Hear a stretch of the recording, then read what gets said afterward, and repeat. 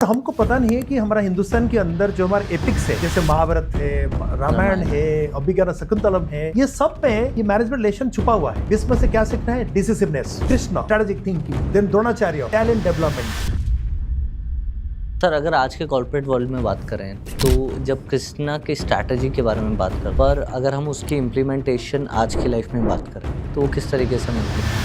In a war, the leader is very, very important. If the leader is very good, even with the average team, he can work. जो भीष्मा की loyalty है, द्रोणा की जो बात करते हैं कि स्टबर्ननेस है, इन दोनों चीजों में बहुत डिफरेंस है। भीष्म पितामह का डिसिसिवनेस उनसे जरूर सीखना है, but at the same time he was loyal to his kingdom. तो कृष्ण ने बोला ठीक है, इंद्रप्रस्थ नहीं देना चाहते हो मत दो, ये 5 गांव तो उनको दे दो। लेकिन दुर्योधन ने बोला without war I can not give an inch of land to them. अगर उन्होंने उस टाइम सुन लिया होता तो शायद इतनी बड़ी युद्ध नहीं होता, महाभारत नहीं।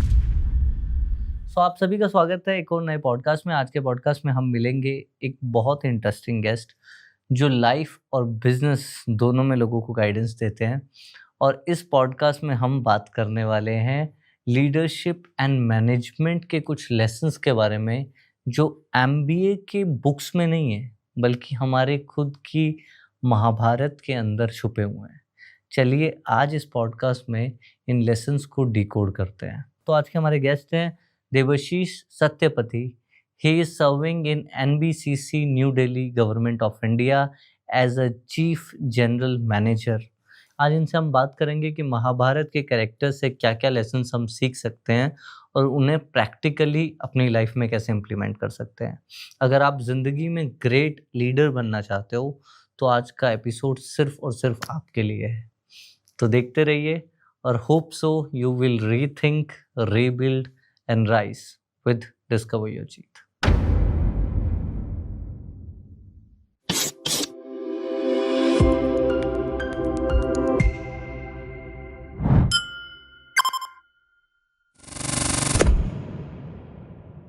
कैसा फील कर रहे हैं सर? बहुत अच्छा। सबसे पहले आप मुझे बताइए कि महाभारत और लीडरशिप ये कहाँ से स्टार्ट हुआ आपकी लाइफ में, कहाँ से आपने शुरू किया? देखिए, मैं आज HR professional government of India में सर्विस कर रहा हूँ, but at the same time मैं IIT IIM में पढ़ाने के लिए जाता था। तो मैंने देखा कि ये महाभारत में जो IIT में पढ़ा रहा था, ये सब हमारा महाभारत में छुपा हुआ है। ओके। तो जो हम अभी तक करिकुलम में पढ़ रहे थे वो तो किसने लिखा है, लेकिन ये चीज महाभारत में भी अवेलेबल है। तो इसलिए मैंने सोचा कि ये महाभारत का एग्जाम्पल लेके अगर मैं समझाऊंगा बच्चों को तो ये transfer of learning would be better, उनको समझने में थोड़ा सा आसानी हो जाएगा। और कोविड का टाइम में आपको पता है सबके पास थोड़ा बहुत टाइम था, तो मेरा पास भी कुछ एक्स्ट्रा टाइम था, तो मैंने इसके ऊपर लिखना स्टार्ट किया और मैं मेरा फ्रेंड सर्कल में डिस्ट्रीब्यूट किया। तो उन्होंने देखा कि ये बहुत ब्रिलियंट चीज आप कर रहे हो, तो इसको फिर मैंने वीडियो फॉर्म में बनाया। और आज की तारीख में you will be happy to know that I have authored 150 management lessons, and these are all available in different forums, and I am a visiting faculty to most of the IITs and IIMs. Okay, right. So IIT and IIMs में जब आपके ये leadership sessions होते हैं जहाँ पे आप बच्चों को समझाते हो इन सब चीज़ों के बारे में, तो सबसे पहले आप कैसा फील करते हो जब इंडिया के टॉप कॉलेजेस ऐसे जो टॉप लीडरशिप माइंड्स हैं जो ऑलरेडी एक लेवल पर आ चुके हैं and you are making them more better leaders in the world, तो how you feel about it? Let me tell you, I am feeling great about it because our management education is primarily dependent on western countries. True. जितनी हमारा books है, जितनी हमारा case studies है, most of them are coming from western countries. Okay. But हमको पता नहीं है कि हमारा हिंदुस्तान के अंदर जो हमारे एपिक्स है, जैसे महाभारत है, रामायण है, अभिज्ञान शकुंतलम है, ये सब में ये मैनेजमेंट लेसन छुपा हुआ है। ट्रू। चाहे आप planning, organising, strategising, motivating, delegating, reverse mentoring, 360 degree feedback, potential appraisal, career planning, succession planning, emotional intelligence, अब कितने भी मैनेजमेंट कॉन्सेप्ट जो कॉर्पोरेट वर्ल्ड में यूज हो रहा है, ये सब अगर आप देखेंगे ये सब महाभारत में अवेलेबल है। True. तो इसलिए मैंने सोचा कि हम वेस्टर्न कंट्रीज को इतने डिपेंड क्यों करेंगे हमारा बच्चों को ये मैनेजमेंट पढ़ाने के लिए, जब हिंदुस्तान के अंदर ये अवेलेबल है।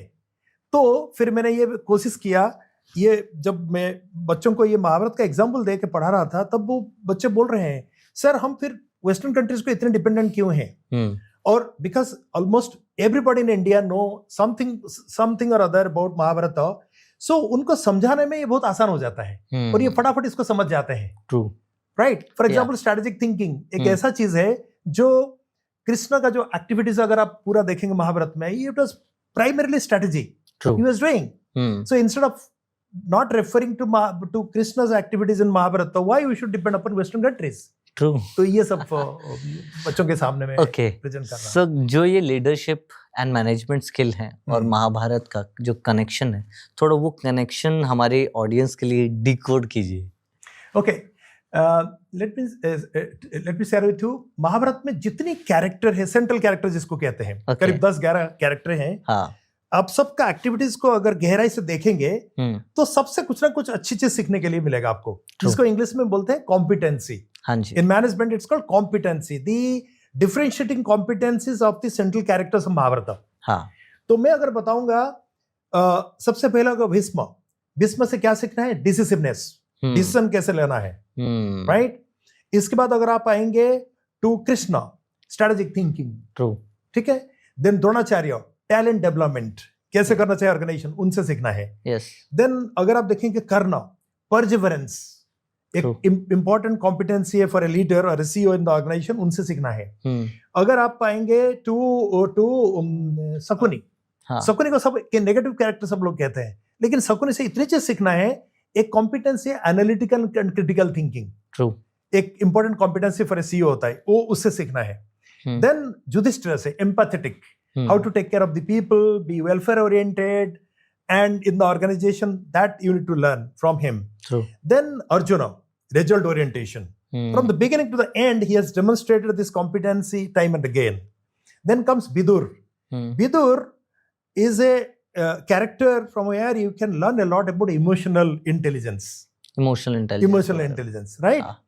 Then there is one more character, Draupadi. Draupadi is one of the central characters from where you can learn a lot about adaptability. उसकी beginning से end तक अगर आप देखेंगे उसकी character को, तो adaptability is a competency which everybody should learn from them. True. And और एक negative character है दुर्योधन। लोग कहते हैं कि दुर्योधन से क्या सीखना है, but एक important competency है the art of delegation. True. वो दुर्योधन से सीखना है। So in this way, all the 12 characters, central characters which are there in Mahabharata, you can really learn a lot from each of them. Actual में इसमें से आपके top 3 characters जो आपको बहुत पसंद है, या top 3 learning जो हम ले सकते हैं इन कोई भी 3 characters से, आपके कौन से favorite 3 characters? Okay, पहले मैं बताऊंगा कर्ण के बारे में। Okay. कर्ण से हम सब corporate world में, even our professional life में भी, personal life में भी इतनी चीज सीखने के लिए है कि आप अगर कर्ण का कैरेक्टर को देखेंगे, सोचेंगे मेरे को तो लाइफ में ऐसे ज्यादा चैलेंजेस नहीं आया है। Karna, when he was born, his mother washed him away in the river, Ganga में बह दिया। ओके, ठीक है। इसके बाद क्या हुआ? कर्ण का पिताजी कौन है? सूर्यदेव। माता कौन है? कुंती, राइट। कुंती क्षत्रियणी थी, but he was brought up with by Adhiratha inside the jungle, who was a charioteer. True. Right? इसके बाद कर्ण ने इच्छा किया कि मैं जरा धनुर्विद्या सीखूंगा। तो he went to Dronacharya. Dronacharya ने बोला, no, you are a non-क्षत्रिय, so I'll not teach you. Okay. Get lost from here. तो इसमें लेकिन कर्ण हार नहीं माना, उसने परशुराम का पास गया। Okay. और परशुराम को जाके थोड़ा सा झूठ बोला कि मैं ब्राह्मण हूं और मेरे को सिखाइए इस चीज को, लेकिन परशुराम ने उसको सिखा दिया। लेकिन जब पता चला कि वो ब्राह्मण नहीं है, तो फिर उन्होंने साफ दिया कि जब तुमको ये जो ज्ञान मेरे से लिए हो, जब सबसे ज्यादा जरूरत पड़ेगा वो तुम्हारे काम में नहीं आएगा। राइट? फिर भी कर्ण ने पीछे नहीं हटा।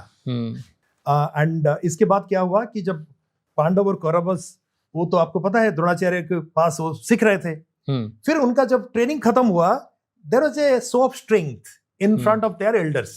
जब वहां पे Kripacharya, then Dronacharya, then Dhritarashtra, then Bhishma, they were all sitting and they were showing the strength. And Arjun ने इतनी अच्छा काम किया कि धनुर्विद्या में, तो they were about to declare him as the biggest archer of this world. Okay.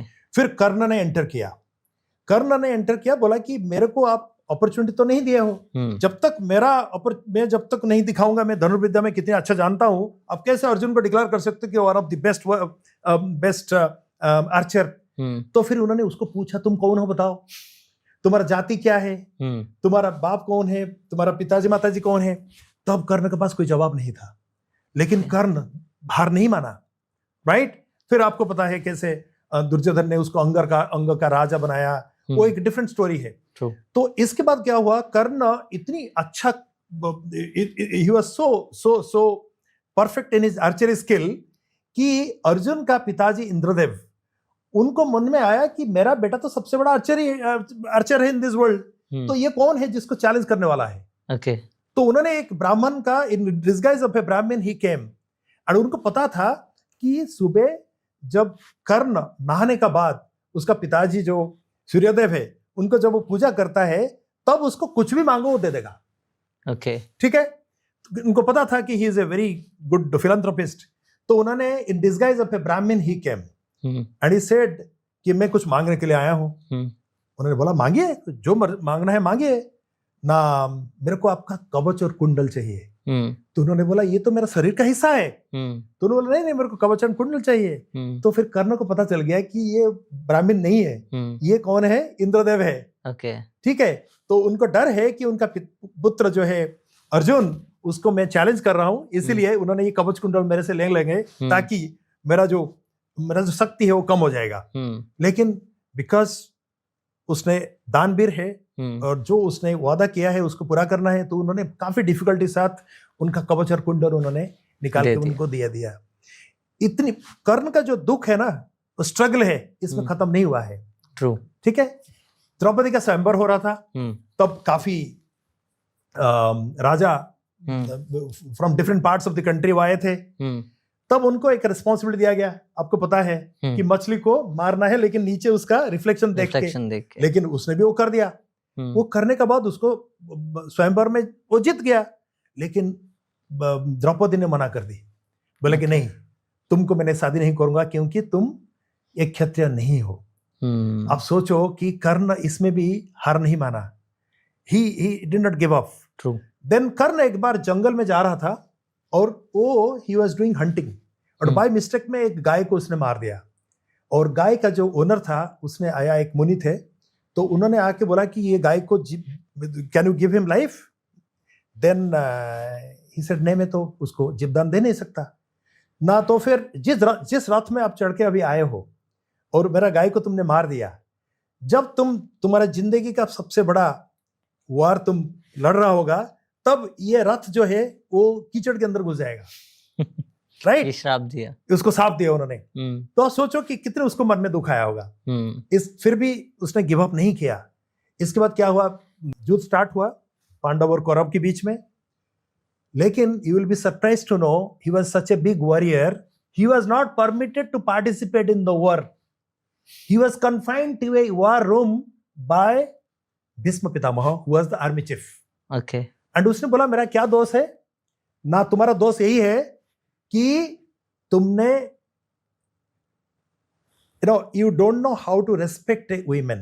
Any man who doesn't know how to respect women doesn't have any right to fight under my flag.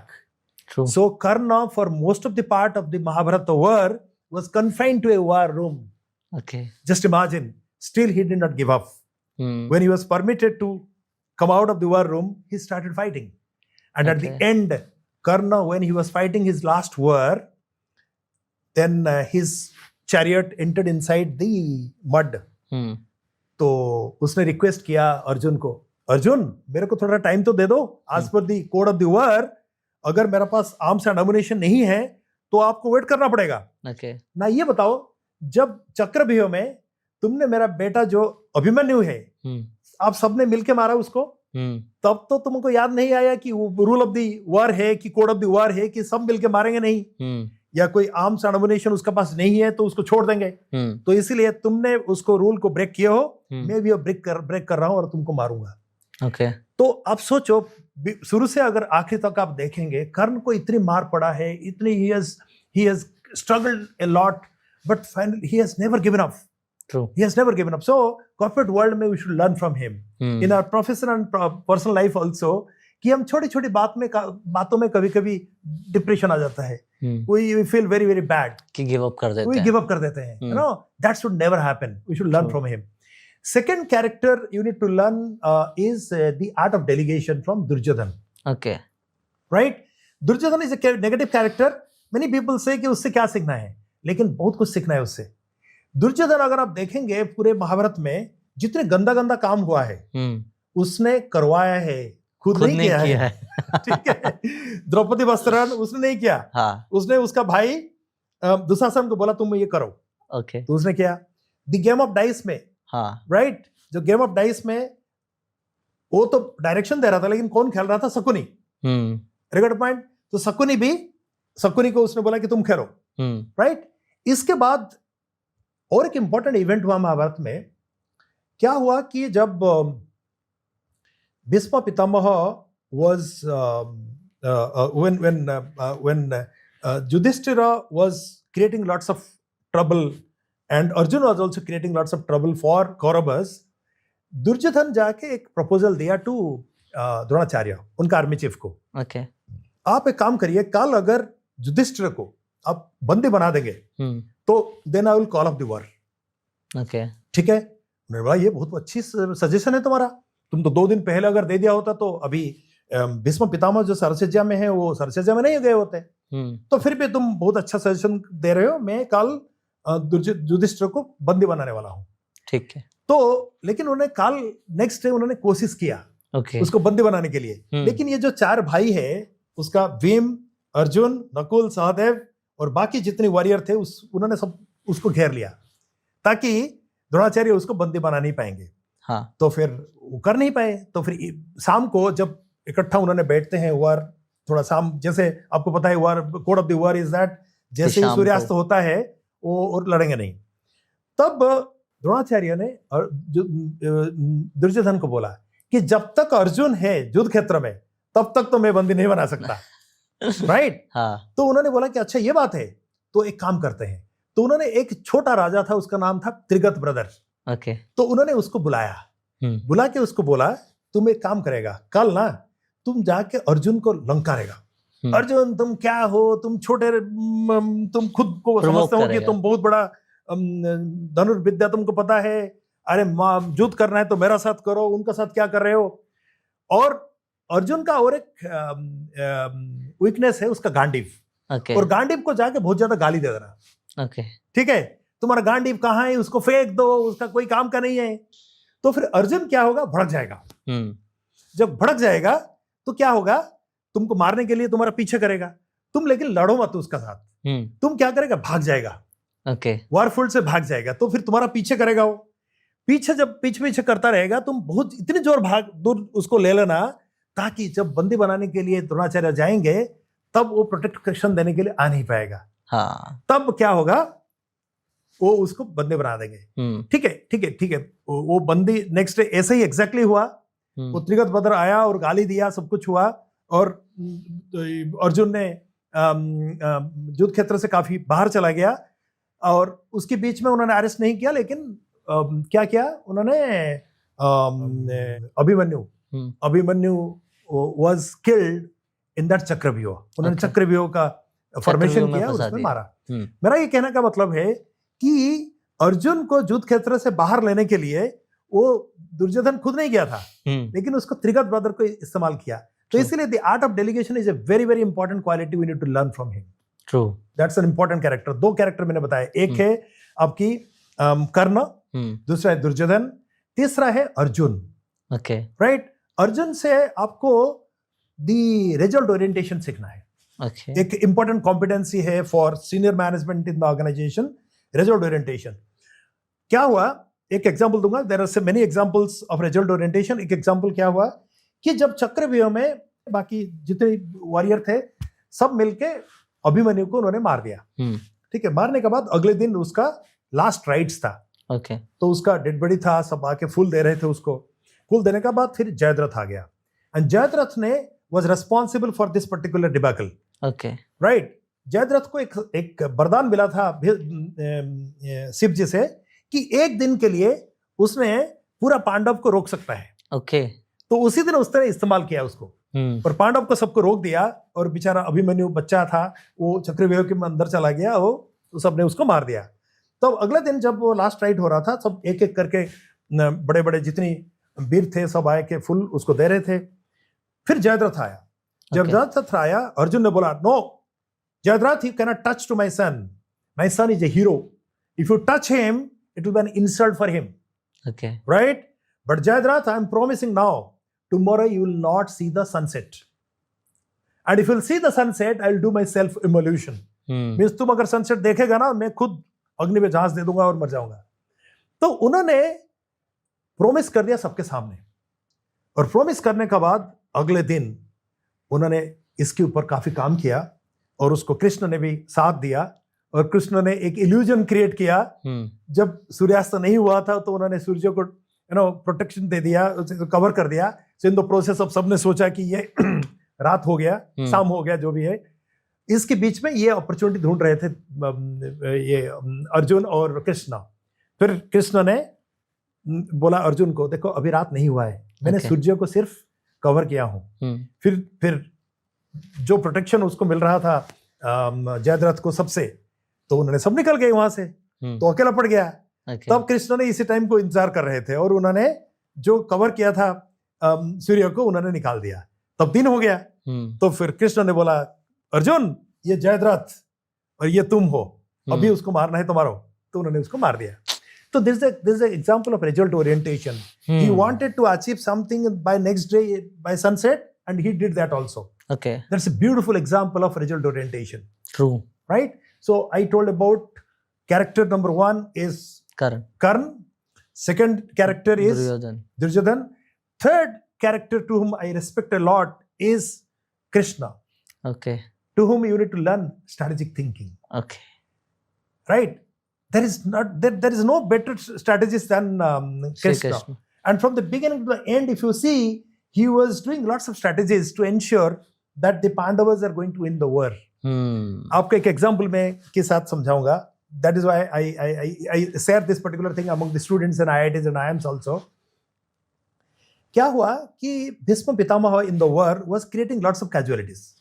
And Pandavas का काफी उन्होंने soldier को मार रहे थे, बाकी सबको मार रहे थे. तब कृष्ण सबको बुलाया, युधिष्ठिर को बुलाया, अर्जुन को बुलाया, भीम को बुलाया, फिर सबको बुलाया. आपस में उन्होंने डिस्कशन किया. उन्होंने सोचा कि ये भीष्म पितामह को how we can ensure that he is out from the battlefield. Okay, ठीक है. तो उन्होंने अर्जुन और युधिष्ठिर उनको बोला कि आपको याद है युद्ध शुरू से होने से पहले Yudhishthir had gone to him to take his blessings because अपना जो ग्रैंडफादर है उसके साथ वो लड़ाई कर रहा है. फिर द्रोणाचार्य भी हैं, उनका गुरु, उनका सामने वो उनका अगेंस्ट पे वो लड़ाई कर रहा है. तो उनका पास उन्होंने परमिशन के लिए गया कि आपके साथ में अभी लड़ने वाला हूं. okay. तब भीष्म पितामह ने क्या बोला था? विजय भव बोल दिया था. इसका मतलब वो आपस में लड़ रहे हैं और शत्रु को बोल रहे हैं कि तुम विजय भव. तुमको याद है? हाँ उन्होंने दिया था. तो अब जाओ उनको लौटा दो. शाम को जब युद्ध नहीं होगा ना, खत्म हो जाएगा शाम को, फिर जाओ लौटा दो. लौटाने से क्या होगा ना, तुम जाओ तो सही. तो उन्होंने दोनों गए. फिर उन्होंने भीष्म पितामह को मिले, बोले कि आपने हमको जो आशीर्वाद दिया था वो हम लौटाने के लिए आए हैं ना. क्यों ना, आपने हमको आशीर्वाद दे दिया and you are standing between the victory and we people.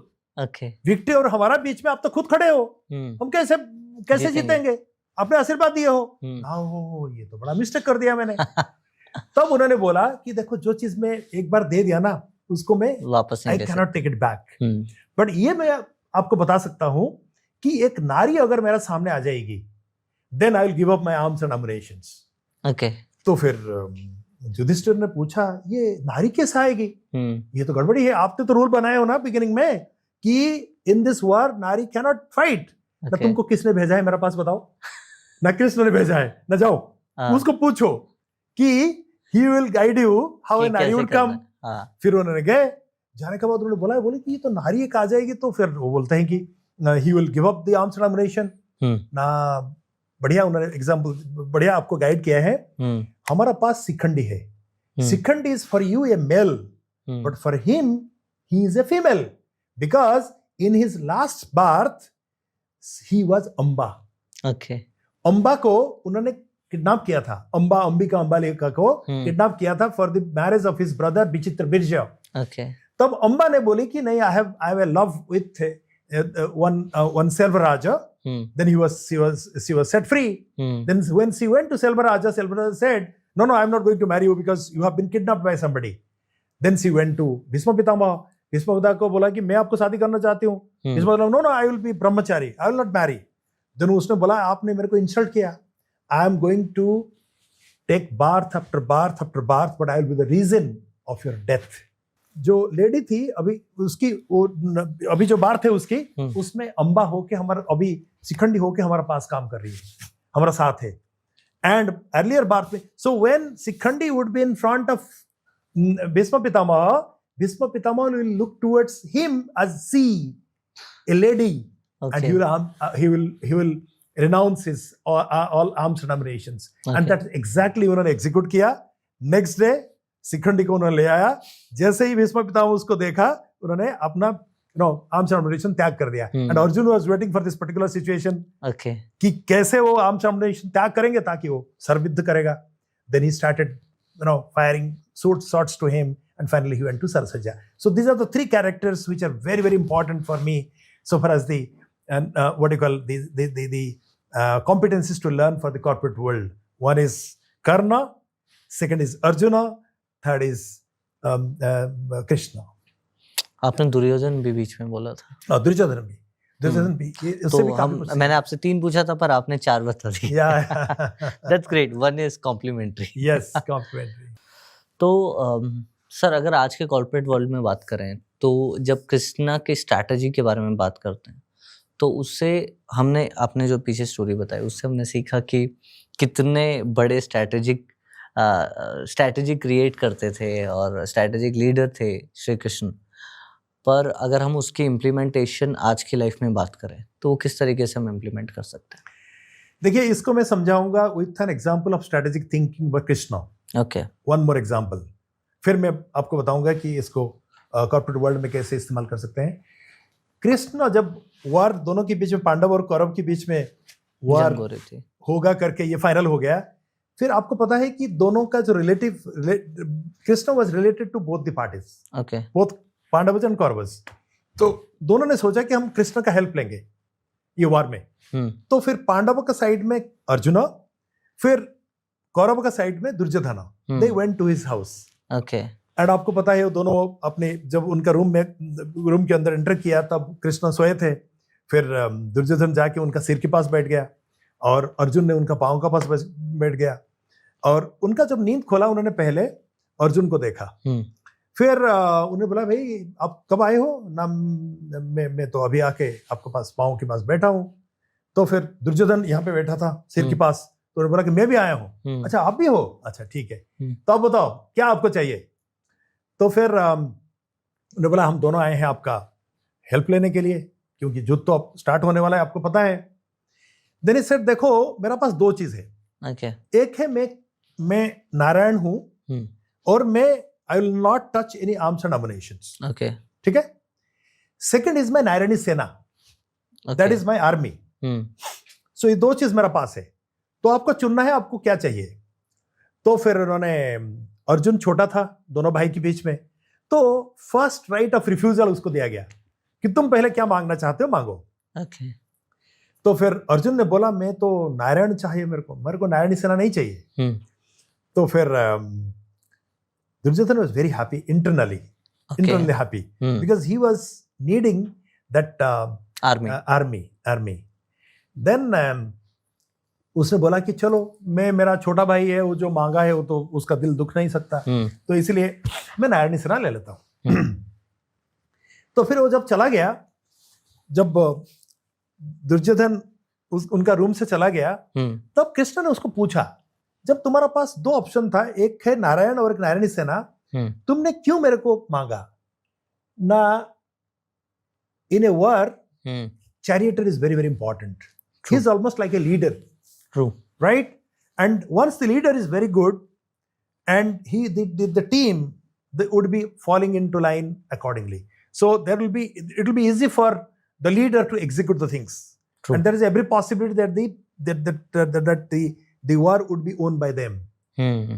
So then इसके बाद दुर्योधन जाके शकुनी को बोला, आज तो मजा आ गया, ये अर्जुन कितने मूर्ख मिला, अर्जुन देखो कितनी मूर्ख निकला.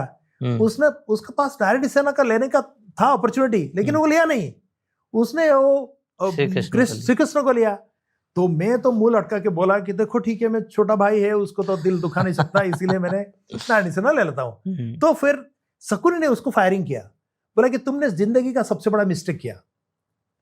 उसने बोला कैसे ना, in a war the leader is very very important. तुम्हारा एक अपॉर्चुनिटी तुम्हारे पास था कि कृष्ण को तुम साथ में लेना चाहिए, ले सकते थे. नारायण सेना दो it's a very good army, one of the strongest in this world, but even if it is strong, if the leader is very good, even with the average team, he can work. So the lesson उसमें क्या है कि एक organization में अगर CEO या CMD is a very good CEO, CMD and is a high potential person having lots of competencies, then even if the average lead team would be there, still he is going to ensure that there is a success which is coming coming for the organization. So when you are hiring people for leadership position in the organization, please be very, very conscious. True. And be very, very choosy in terms of selecting the right person for the right position. True. If you are taking a very average leader, even if you have very strong team, the result may or may not come. True. But if you have a very good leader, even if the team is average, still he will get the success for you. That's a beautiful learning of strategic thinking of Krishna. Krishna deliberately gave the opportunity to Arjuna to choose army. और उसको पता था कृष्ण को कि he is an intelligent guy and he will choose Narayana Sena, then the Narayan, then the Narayana Sena. So that's a beautiful learning for all of us. True. from this character. Yeah. ठीक है. So ये corporate world में it has lots of implications. Second is we need to learn from Dhritarashtra. Okay. Many people say Dhritarashtra से क्या सीखना है? धृतराष्ट्र से एक अच्छा चीज हमको सीखना है, that is the active listening. कई बार ऐसा होता है हम बहुत बोलते हैं, True. सुनते नहीं है. ईश्वर ने दो कान दिए हैं, एक मुंह दिए हैं. इसका मतलब क्या है? जितने आप बोलते हो इसके डबल सुनो. Which Dhritarashtra has implemented. Okay. Right? वो उसका जैसे मेंटरिंग कर रहे थे कौन? रिवर्स मेंटरिंग उस केस में था both Sanjay and Vidur. They were mentoring to Dhritarashtra. और ये दोनों जब कुछ बोलते थे वो बिल्कुल सुनता था. He was listening till the end and बीच में उनको नहीं रोकता था. So that's a beautiful lesson we need to learn from both of them, that how to be a good leader, not only you should speak, you should also listen to other people. True. Great sir, मुझे तो बहुत मजा आ रहा है कि जितने insights हमें महाभारत से मिल रहे हैं और इतने छोटे छोटे इंसिडेंट हैं जिनसे हम इतने बड़े बड़े लेसन सीख सकते हैं. तो thank you so much for sharing these things. So now we are coming to our next question. जो भीष्मा की लॉयल्टी है और हम द्रोणा की जो बात करते हैं कि स्टबर्ननेस है, इन दोनों चीज़ों में बहुत डिफरेंस है.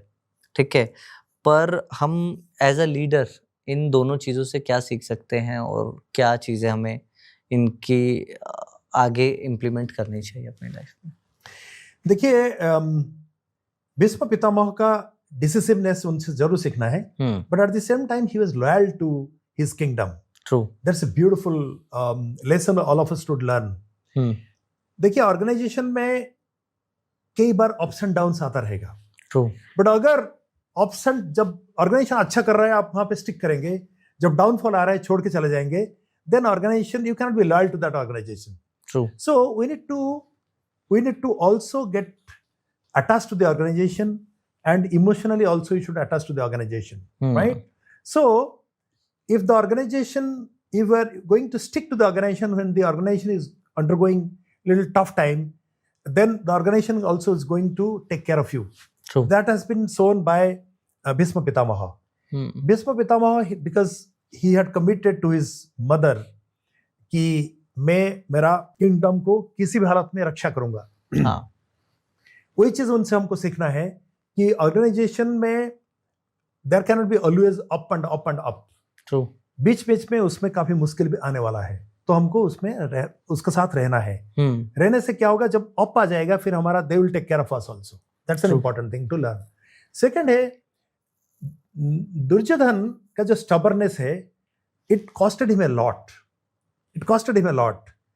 उसका इसमें क्या हुआ कि जब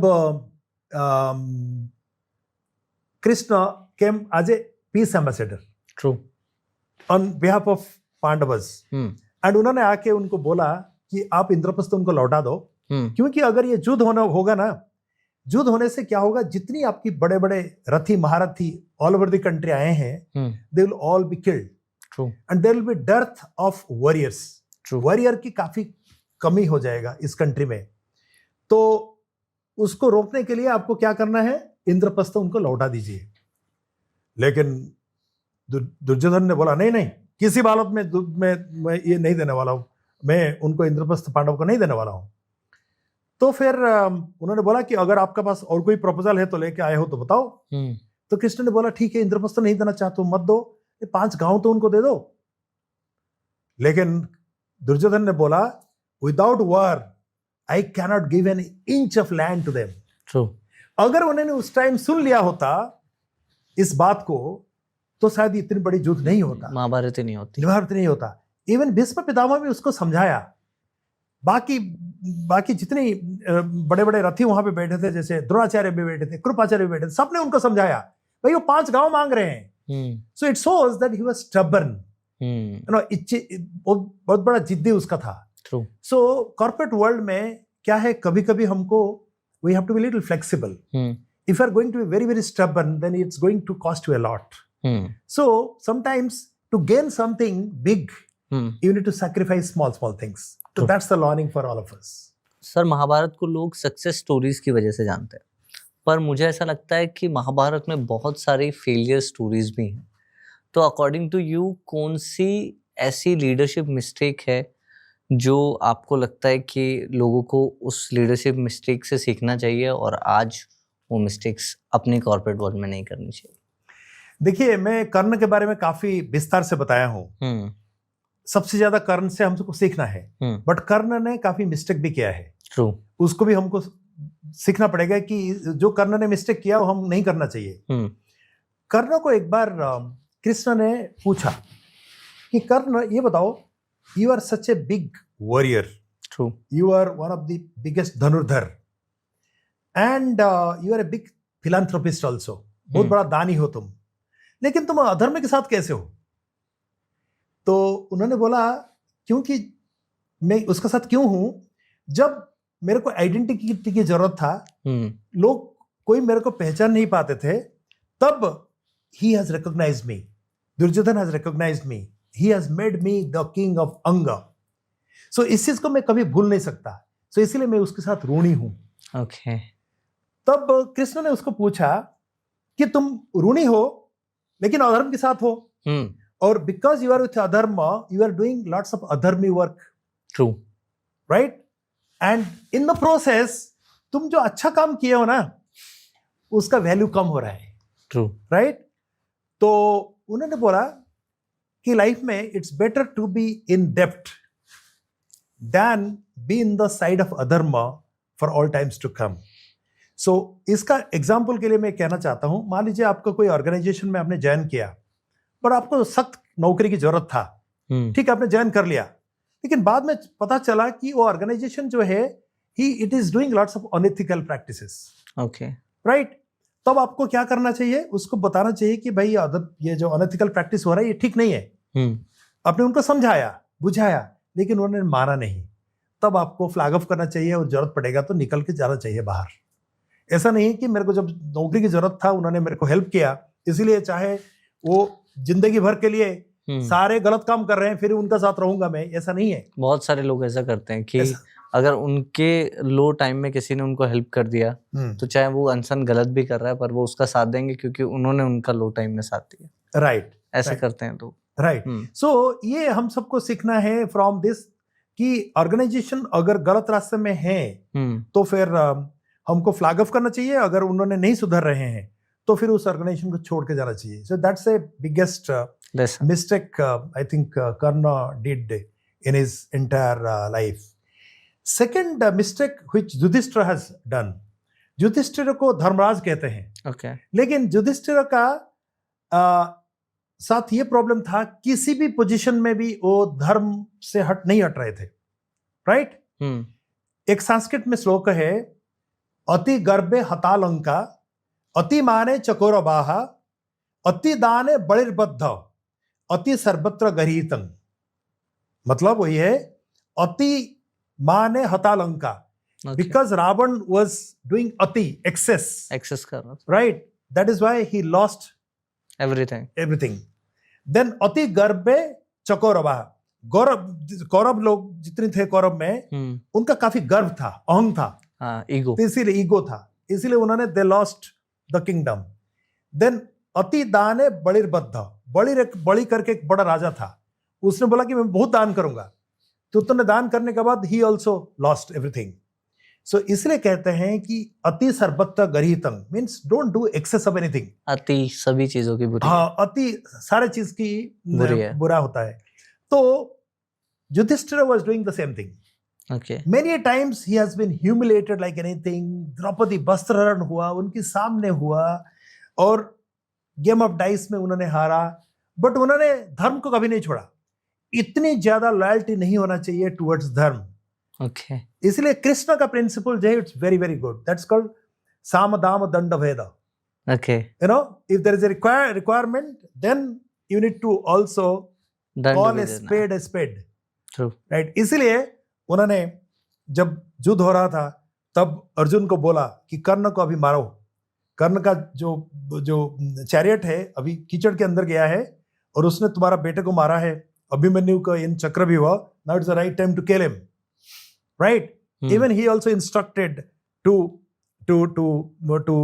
other Pandavas to sometimes to move in a different path. True. Right? So what I'm trying to say is that in the corporate world also, don't be so honest or don't be so dishonest. You need to take a middle path. True. Then only you can get success in your life. So that's the अति नहीं करने के, अति नहीं करना चाहिए। Sir, all are the great lessons you are giving in this podcast. हमारे जो भी listeners हैं अभी सुन रहे हैं वो definitely हर एक पार्ट को, हर एक lessons को समझ रहे हैं और हम ये भी समझ रहे हैं कि उसके implementation कहाँ है।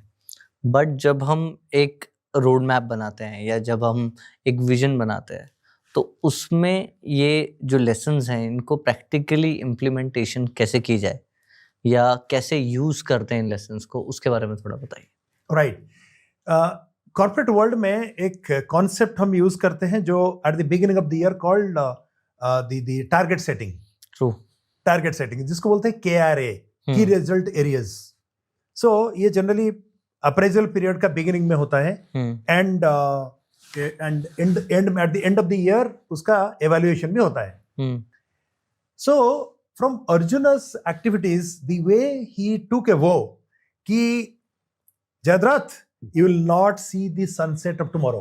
If you will see the sunset, then I will do self-immolation. ये इंसिडेंट से अगर आप लिंक करेंगे इसको KRA सेटिंग को, KRA में there is something called SMART goals. SMART. Specific, measurable, achievable, resource defined and time bound.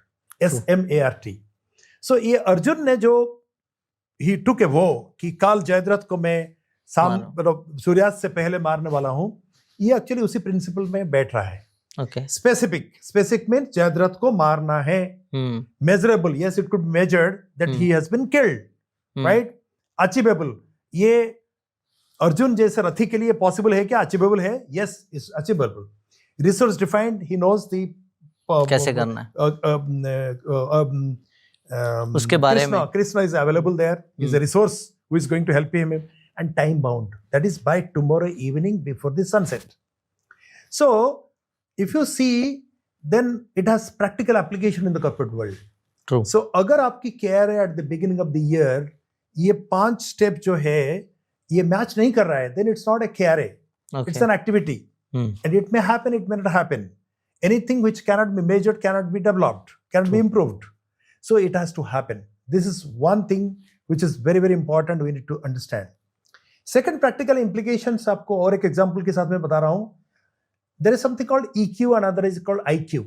IQ is intelligent quotient, another is emotional quotient.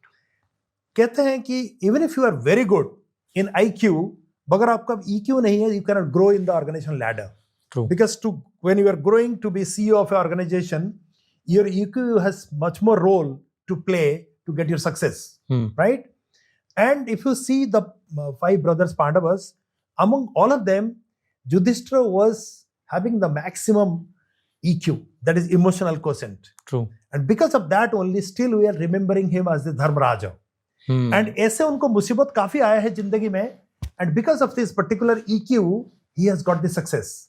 एक example मैं बोल रहा हूं कि जब उनका 10 साल का वनवास था जंगल के अंदर, वो जंगल के अंदर घूम रहे थे. जब घूम रहे थे, एक जगह में उनको प्यास लगा काफी और उनको पानी की जरूरत पड़ा. तब उन्होंने नकुल को बोला, जाओ पानी लेके आओ. तो उन्होंने पानी लेने के लिए गए और एक तालाब के पानी था.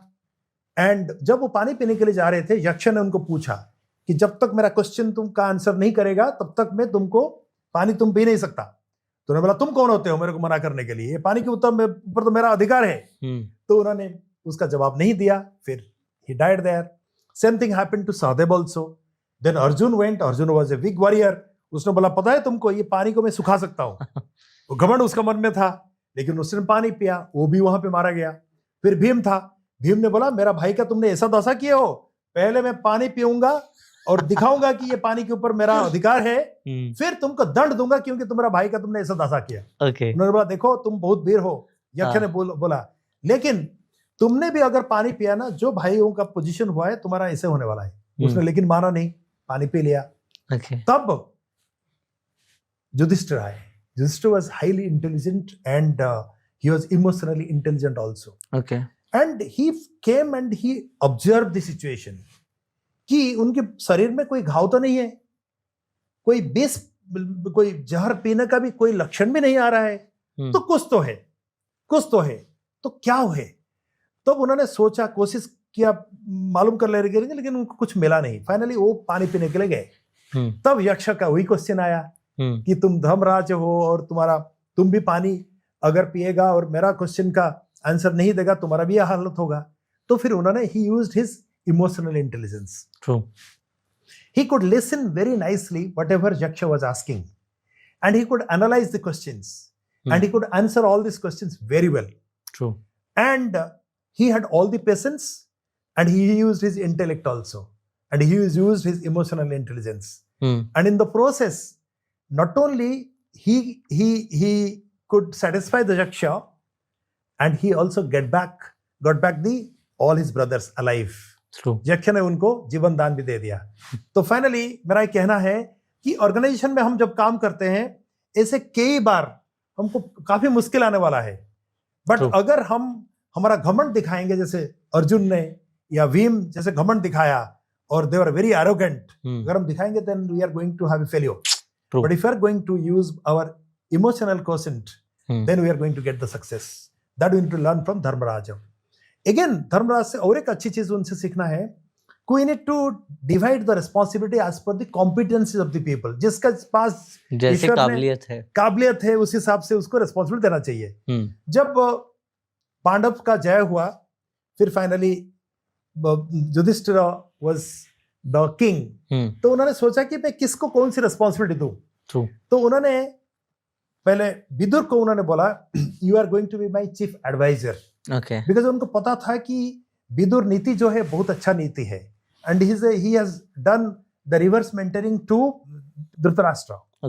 So he was made he was given the responsibility of the chief advisor or whatever. Then Bhim was was strong and he was also intelligent.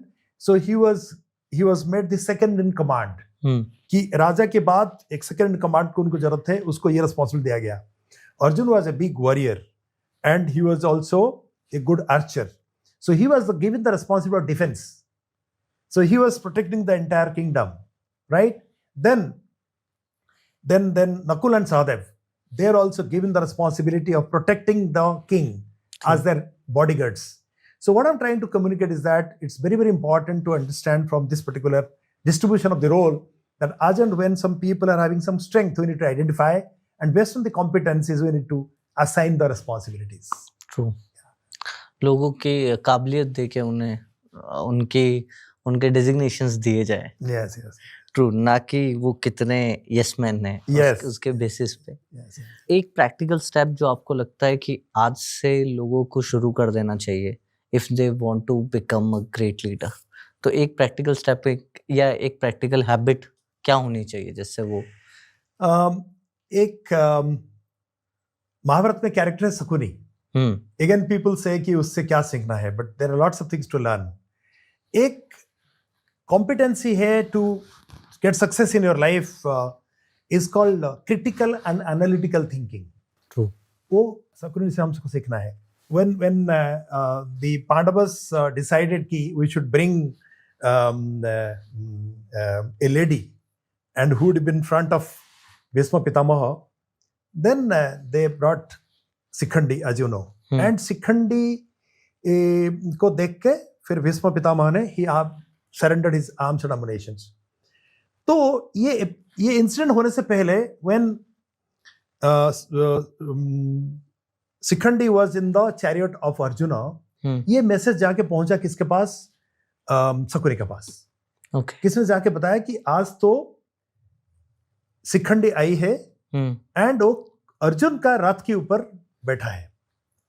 तब ये मैसेज जब पहुंचा उन्होंने 5 WWW यूटिलाइज किया. Okay. First W is why she has come. She asked the question to everybody, why Sikhandi is there in that chariot? True. Then he asked when he has come to the chariot. Then how, though how is starting with H, but how? Then comes where. Right, where is Sikhandi? So what I'm trying to communicate is that don't take any information in the face value. True. If you want to take a very important decision, you need to follow WWW, why, when, where, how, and all this. So that's an important thing you need to learn in the corporate world. True. कि कोई भी information है उसका analytical and critical thinking करिए. Use different statistical tools like SPSS could be or Minitab and understand what is the root cause. True. While do the root cause analysis. This is one thing we need to learn from Shakuni. Then another character in Mahabharata is Vidur and Sanjay. वो दोनों से एक बहुत अच्छी चीज सीखना है. That's called constructive criticism. ठीक है, कोई चीज अगर ऑर्गेनाइजेशन में आपको अच्छा नहीं लग रहा है ना, आपको क्रिटिसाइज करना है with constructive way. Constructive means what? You are putting some data in this and you are communicating to him. And अगर कोई इसको इस्तेमाल नहीं कर रहा है तो फिर इसका रिपरकेशन क्या होगा ये भी बताना जरूरी है. जैसे संजय एंड विदुर, उन्होंने कई बार धृतराष्ट्र को बताया, उन्होंने बोला कि आप अंधे हो और आप जब डिसीजन भी लेते हो आप अंधे जैसे डिसीजन लेते हो, और आपके पुत्रों के लिए ना, बच्चों के लिए आप अंधे हो. Okay. उनकी फेवर में हर बार आप डिसीजन लेते हो. जब डिसीजन आप लेते हो, आपकी किंगडम का क्या बेनिफिट होने वाला है वो नहीं देखते हो. आप देखते हो कि बच्चों का क्या बेनिफिट होने वाला है, which is going to be a very bad thing. And history will remember you as a spineless, indecisive leader, right? And history will never forgive you. तो उन्होंने फिर पूछा, will you forgive me? Then Vidur said, no, I will not also forgive you, right? Then Vidur said, you will also not forgive yourself because of all the bad things which has happened during your time as a king. और इतिहास शकुनी को कभी दोष नहीं देगा because of the game of dice. आपको दोष देगा because you are the leader, right? True. History will put you responsibility. Even the Lakshya Griha incident which happened, उसके लिए भी हिस्ट्री आपको दोष देगा. जो द्रौपदी वस्त्र हनवा उसके लिए भी आपको दोष देगा। तो उन्होंने डेटा के साथ उनको कम्युनिकेट किया कि ये आपके पीरियड में जो जो हो रहा है वो अच्छी बात नहीं है। That's called constructive criticism. तो ऑर्गेनाइजेशन में आपका बॉस को भी आप you can take into confidence and ये भी बोल सकते हो सर आपका जो 10 डिसीजन आपने लिया ना 9 तो सर अच्छा लगा मेरे को, एक सर आपने क्यों डिसीजन लिया जरा मेरे को बताइए। राइट? आप सर बुरा नहीं मानेंगे तो सर ये जो डिसीजन है ना इसका रिपरकेशन हमको लग रहा है सर, आप तो ज्यादा एक्सपीरियंस्ड हो, हमसे ज्यादा नॉलेजेबल भी हो, बट हमको लग रहा है कि सर थोड़ा इसका इम्पैक्ट कुछ अलग होने वाला है।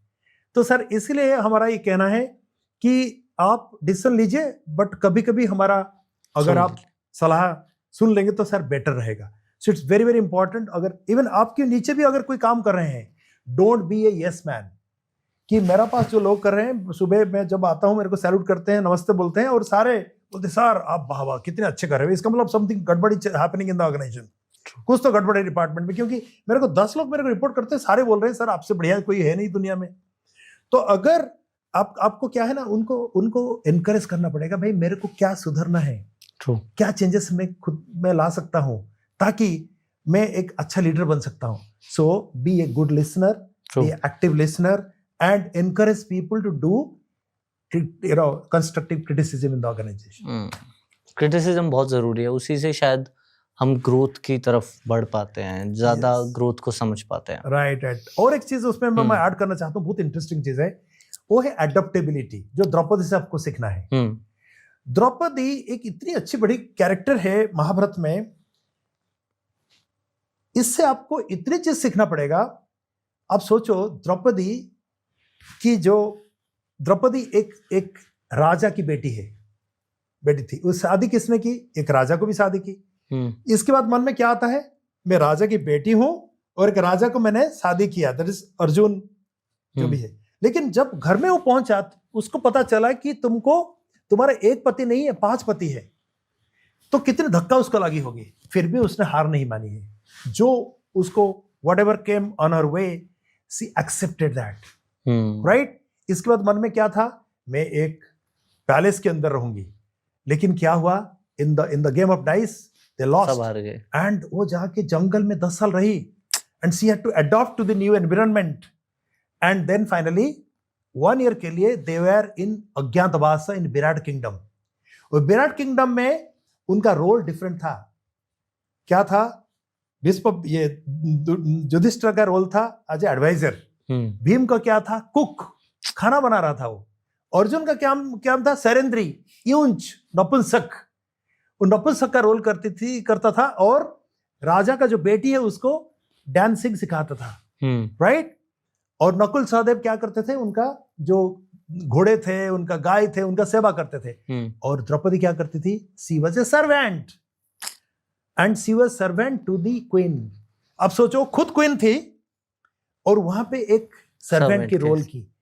उससे बढ़िया चीज सो फार एडप्टेबिलिटी इज कंसर्न, और किससे सीखना है कि जैसे जैसे उसके पास डिफरेंट रोल आया, उसने उसको अडॉप्ट किया। और कभी भी रानी को पता नहीं चला कि ये खुद एक रानी है और मेरा पास वो दासी की काम कर रही है। So it's very very important for all of us to understand कि ऑर्गेनाइजेशन के अंदर अगर हमको डिफरेंट रोल मिलेगा, आज मैं एचआर में काम कर रहा हूँ, कल फाइनेंस में काम करने के लिए मिलेगा, परसों मार्केटिंग में मिलेगा, नेक्स्ट एडमिनिस्ट्रेशन में काम मिलेगा, तो हम सब इसको अडॉप्ट करना चाहिए विथ ए स्माइल। अगर हम रिजिड होंगे तो फिर मुश्किल हो जाएगा हमारा। Change is everything. किसी ने बहुत सही कहा है ना, सब कुछ बदलता है पर ये बदलाव है जो नहीं बदलता है। सो इसी के साथ हम अपने पॉडकास्ट को अंत करते हैं। पर सर जाने से पहले कोई ऐसी एडवाइस या कोई ऐसी बात जो आप हमारे व्यूअर्स के साथ शेयर करना चाहते हैं, then camera is all yours. This camera. एक इंपॉर्टेंट चीज आपको समझना है from Mahabharat, you should learn also, there is something called transactional leadership and there is something called strategic leadership, right? Transactional leadership क्या करता है? जो चल रहा है चलने दो, बहती हुई गंगा में हाथ धो लो, कोई चेंजेस नहीं लाना है, बस आराम से रहना है। जो स्ट्रेटेजिक लीडर होता है, transformation leader, he comes and challenges everything, and he challenges to the status quo and he mentors to the people and he brings creativity in the minds of the people, and he creates a compelling vision in the minds of the people also, so that people will think big, people will think beyond the organization, people will think beyond, out of the box. So in the process, what happens? New things comes to the organization. Very, very creative things also comes to the organization. And the things which is happening in a specific manner in the last 10 years, 5 years, 10 years, 15 years, then there is a better thing which comes, and there is a new way of doing the things comes. So in the process, the organization moves in the right direction, and it expands, and the organization also grows very, very fast. So मेरा आप सबको वही suggestion है कि instead of being a transactional leader, be a transformational leader, so that you will also be big leader, and the people will be remembering you, that you are a part of the growth story of the organization. Thank you. Thank you so much, sir. With this for closing for such a great message, and hope so कि future में भी आप बहुत ही amazing ऐसे lessons हमारे viewers के साथ share करेंगे. ठीक है. सो इस पॉडकास्ट के साथ आपको बहुत ही डीप इंसाइट्स मिले होंगे महाभारत से, और अगर मिले या कोई ऐसी चीज़ जो आप सर के साथ शेयर करना चाहते हो तो सर हमारे कमेंट सेक्शंस में अवेलेबल हैं, आपके कमेंट्स का रिप्लाई भी कर रहे हैं. सो आप जाके कमेंट में वो बात लिखिए जो आपको लगता है कि महाभारत से आपने सीखी या इस पॉडकास्ट से आपने सीखी, और डेफिनेटली फ्यूचर में भी हम ऐसे बहुत सारे पॉडकास्ट लाने वाले हैं. तो मिलते हैं नेक्स्ट पॉडकास्ट में. तब तक के लिए जय हिंद, जय भारत, लव यू ऑल.